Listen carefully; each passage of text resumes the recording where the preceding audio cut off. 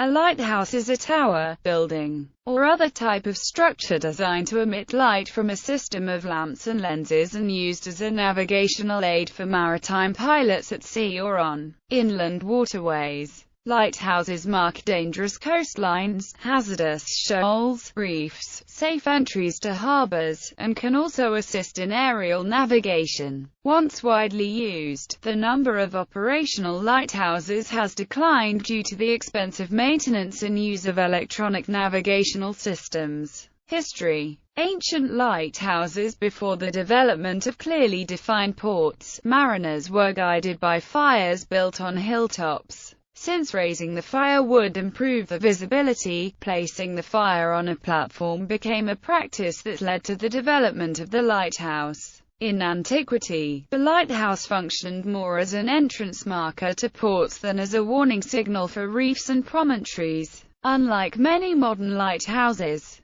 the most famous lighthouse structure from antiquity was the Pharos of Alexandria, although it collapsed during an earthquake centuries later. The intact Tower of Hercules at A Coruña, Spain gives insight into ancient lighthouse construction. Other evidence about lighthouses exists in depictions on coins and mosaics, of which many represent the lighthouse at Ostia. Coins from Alexandria, Ostia, and Laodicea in Syria also exist. Modern construction. The modern era of lighthouses began at the turn of the 18th century, as lighthouse construction boomed in lockstep with burgeoning levels of transatlantic commerce. Advances in structural engineering and new and efficient lighting equipment allowed for the creation of larger and more powerful lighthouses, including ones exposed to the sea. The function of lighthouses shifted toward the provision of a visible warning against shipping hazards, such as rocks or reefs. The Edison rocks were a major shipwreck hazard for mariners sailing through the English Channel. The first lighthouse built there was an octagonal wooden structure, anchored by 12 iron stanchions secured in the rock, and was built by Henry Winstanley from 1696 to 1698. His lighthouse was the first tower in the world to have been fully exposed to the open sea. The civil engineer, John Smeaton, rebuilt the lighthouse from 1756 to 59. His tower marked a major step forward in the design of lighthouses and remained in use until 1877. He modeled the shape of his lighthouse on that of an oak tree, using granite blocks. He pioneered the use of hydraulic lime, a form of concrete that will set underwater, and developed a technique of securing the granite blocks together using dovetail joints and marble dowels. The dovetailing feature served to improve the structural stability, although Smeaton also had to taper the thickness of the tower towards the top, for which he curved the tower inwards on a gentle gradient. This profile had the added advantage of allowing some of the energy of the waves to dissipate on impact with the walls. His lighthouse was the prototype for the modern lighthouse and influenced all subsequent engineers. One such influence was Robert Stevenson, himself a seminal figure in the development of lighthouse design and construction. His greatest achievement was the construction of the Bell Rock Lighthouse in 1810, one of the most impressive feats of engineering of the age. This structure was based upon Smeaton's design, but with several improved features, such as the incorporation of rotating lights, alternating between red and white. Stevenson worked for the Northern Lighthouse Board for nearly 50 years, during which time he designed and oversaw the construction and later improvement of numerous lighthouses. He innovated in the choice of light sources, mountings, reflector design, the use of Fresnel lenses,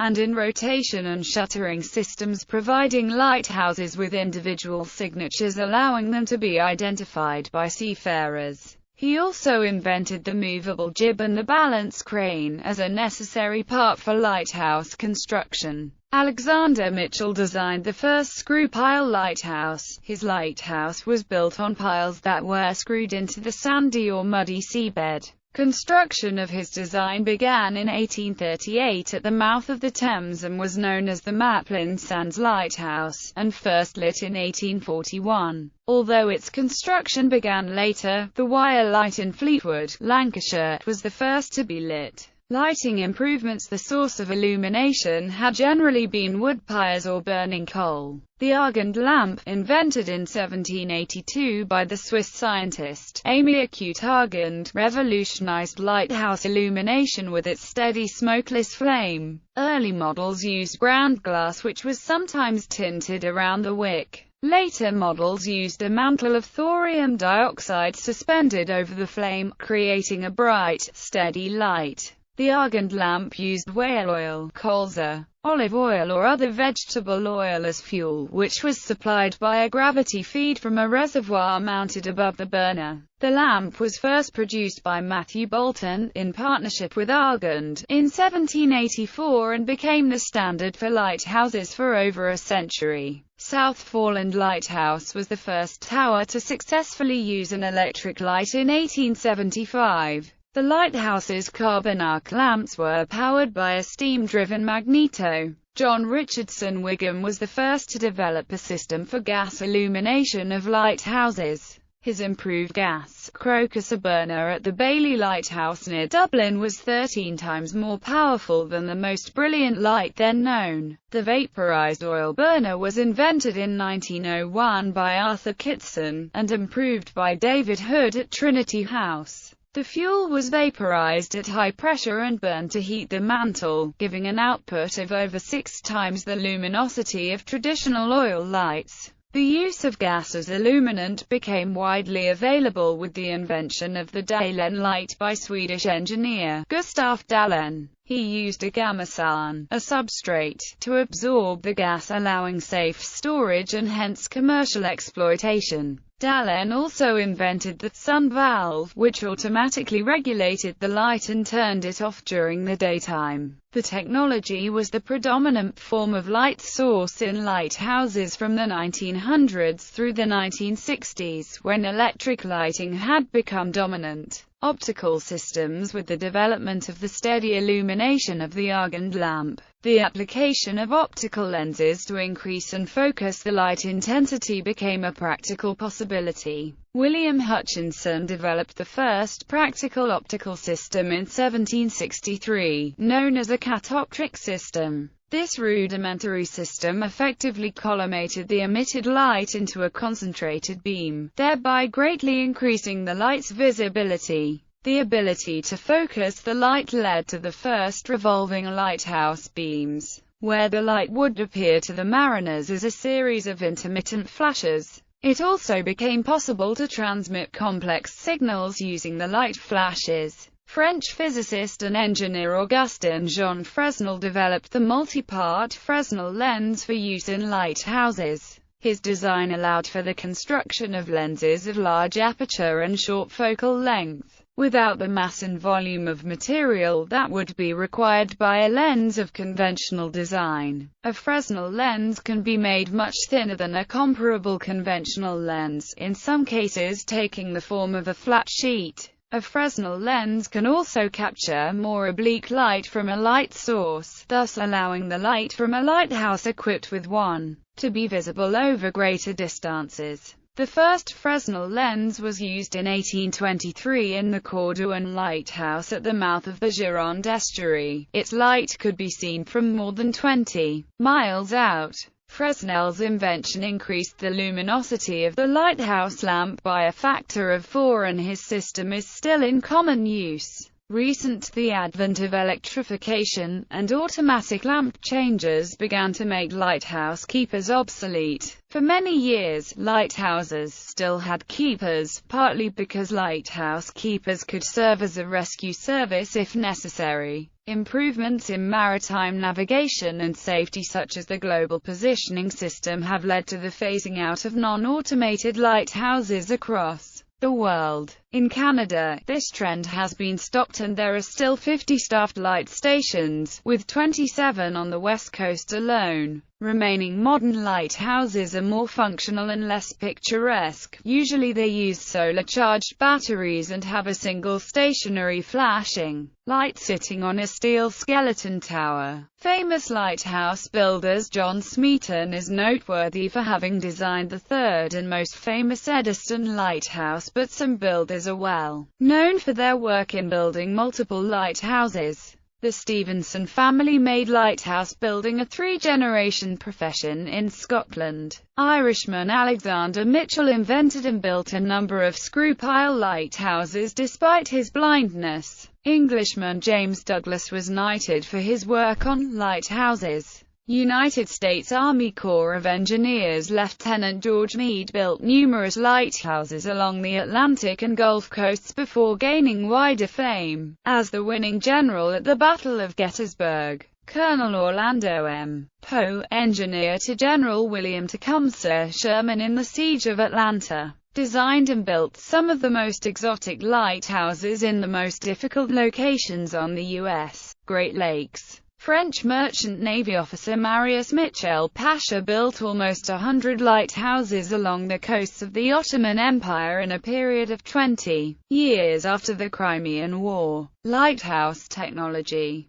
Power in a lighthouse. The source of light is called the lamp, and the concentration of the light is by the lens, or optic. Originally lit by open fires and later candles, the Argand hollow wick lamp and parabolic reflector were introduced in the late 18th century. Whale oil was also used with wicks as the source of light. Kerosene became popular in the 1870s and electricity and carbide began replacing kerosene around the turn of the 20th century. Carbide was promoted by the daylight light, which automatically lit the lamp at nightfall and extinguished it at dawn. Lens. Before modern strobe lights, lenses were used to concentrate the light from a continuous source. Vertical light rays of the lamp are redirected into a horizontal plane, and horizontally the light is focused into one or a few directions at a time, with the light beam swept around. As a result, in addition to seeing the side of the light beam, the light is directly visible from greater distances, and with an identifying light characteristic. This concentration of light is accomplished with a rotating lens assembly. In early lighthouses, the light source was a kerosene lamp or, earlier, an animal or vegetable oil Argand lamp, and the lenses rotated by a weight-driven clockwork assembly wound by lighthouse keepers, sometimes as often as every 2 hours. The lens assembly sometimes floated in liquid mercury to reduce friction. In more modern lighthouses, electric lights and motor drives were used, generally powered by diesel-electric generators. These also supplied electricity for the lighthouse keepers. Efficiently concentrating the light from a large omnidirectional light source requires a very large diameter lens. This would require a very thick and heavy lens if a conventional lens were used. The Fresnel lens focused 85% of a lamp's light versus the 20% focused with the parabolic reflectors of the time. Its design enabled construction of lenses of large size and short focal length without the weight and volume of material in conventional lens designs. Fresnel lighthouse lenses are ranked by order, a measure of refracting power, with a first-order lens being the largest, most powerful and expensive, and a sixth-order lens being the smallest. The order is based on the focal length of the lens. A first-order lens has the longest focal length, with the sixth being the shortest. Coastal lighthouses generally use first, second, or third-order lenses, while harbor lights and beacons use fourth, fifth, or sixth-order lenses. Some lighthouses, such as those at Cape Race, Newfoundland, and Makapuu Point, Hawaii, used a more powerful hyperradiant Fresnel lens manufactured by the firm of Chance Brothers. In recent times, many Fresnel lenses have been replaced by rotating aerobeacons which require less maintenance. In modern automated lighthouses, this system of rotating lenses is often replaced by a high-intensity light that emits brief omnidirectional flashes. These lights are similar to obstruction lights used to warn aircraft of tall structures. Recent innovations are Vega lights, and initial experiments with light-emitting diode panels. Light characteristics in any of these designs: an observer, rather than seeing a continuous weak light, sees a brighter light during short time intervals. These instants of bright light are arranged to create a light characteristic or pattern specific to a lighthouse. For example, the Scheveningen lighthouse flashes are alternately 2.5 and 7.5 seconds. Some lights have sectors of a particular color to distinguish safe water areas from dangerous shoals. Modern lighthouses often have unique reflectors or rack-on transponders, so the radar signature of the light is also unique. Building design for effectiveness: the lamp must be high enough to be seen before the danger is reached by a mariner. The minimum height is calculated by trigonometric formula, where h is the height above water in feet, and d is the distance to the horizon in nautical miles. Where dangerous shoals are located far off a flat sandy beach, the prototypical tall masonry coastal lighthouse is constructed to assist the navigator making a landfall after an ocean crossing. Often these are cylindrical to reduce the effect of wind on a tall structure, such as Cape May Light.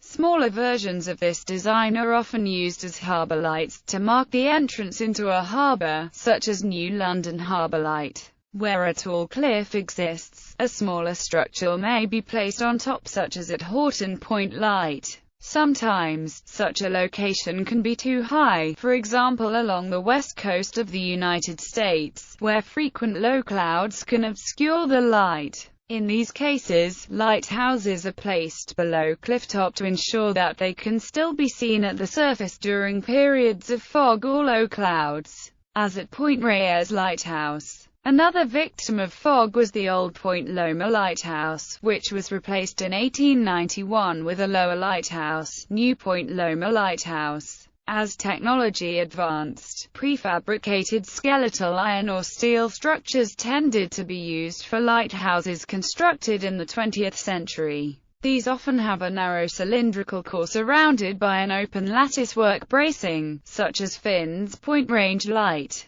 Sometimes a lighthouse needs to be constructed in the water itself. Wave-washed lighthouses are masonry structures constructed to withstand water impact, such as Edison Lighthouse in Britain and the St. George Reef Light off California. In shallower bays, screw-pile lighthouse ironwork structures are screwed into the seabed, and a low wooden structure is placed above the open framework, such as Thomas Point Shoal Lighthouse. As screw piles can be disrupted by ice, steel caisson lighthouses, such as Orient Point Light, are used in cold climates. Orient Long Beach Bar Light is a blend of a screw pile light that was converted to a caisson light because of the threat of ice damage. In waters too deep for a conventional structure, a lightship might be used instead of a lighthouse, such as the former lightship Columbia. Most of these have now been replaced by fixed light platforms similar to those used for offshore oil exploration. The lighthouse on Point of Ayr, Flintshire, 1815. Edison Lighthouse, one of the first wave-washed lighthouses.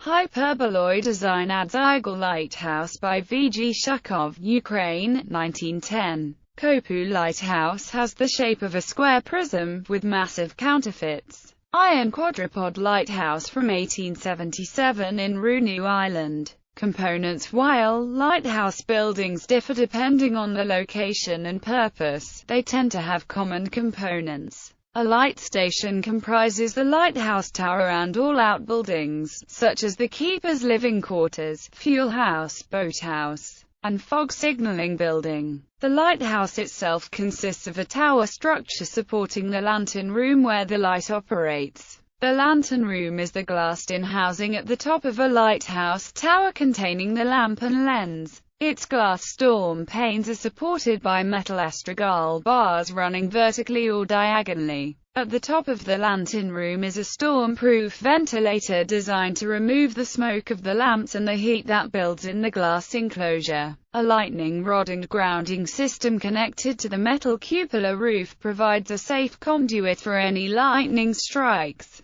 Immediately beneath the lantern room is usually a watch room or service room where fuel and other supplies were kept and where the keeper prepared the lanterns for the night and often stood watch. The clockworks were also located there. On a lighthouse tower, an open platform called the gallery is often located outside the watch room or lantern room. This was mainly used for cleaning the outside of the windows of the lantern room. Lighthouses near to each other that are similar in shape are often painted in a unique pattern so they can easily be recognized during daylight, a marking known as a day mark. The black and white barber pole spiral pattern of Cape Hatteras Lighthouse is one example. Race Rock's Light in western Canada is painted in horizontal black and white bands to stand out against the horizon. Range lights aligning two fixed points on land provides a navigator with a line of position called a range in the US, and a transit in Britain.